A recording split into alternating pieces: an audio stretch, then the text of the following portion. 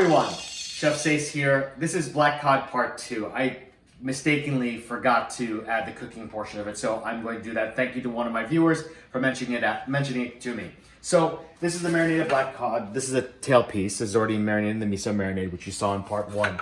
Now for the cooking part. I've got the broiler on, which is top heat of the oven, and that's been preheated, so you want to preheat that. So broiler is basically top heat, so you're going to get a really nice color or caramelization on it, and it cooks relatively fast. So if anything you want some color on it, it's kind of thin, it's a good way to go. I'm going to put a little bit of oil down. This is rice bran oil, just a little bit so it helps prevent it from sticking. I'm going to wipe it down a little bit. You can use a brush too. And we're going to put this piece right here. So what I've done is I've wiped off some of the marinade because it has sugar in it, so it's going to get the caramelization that you need for it. But I just wiped some of the excess off so it doesn't stick so much to the aluminum foil.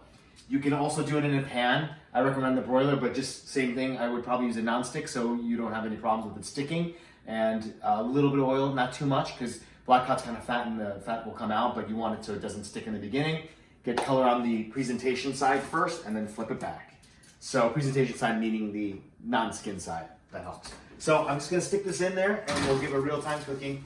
But with the broiler element, it's gonna get nice and hot and caramelize the top. Cook it one side and that'll be it. But we'll do it in real time and I'll show you how long it takes. 4 minutes.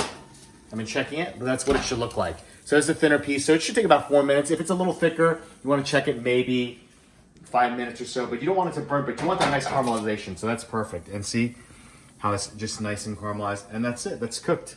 So there you have it, Part 2. You can use the pan, I prefer the broiler. Sometimes if you don't have color, you can use a torch to get the color down, but on the high setting on your broiler, so it gets a nice, crispy, caramelized glaze.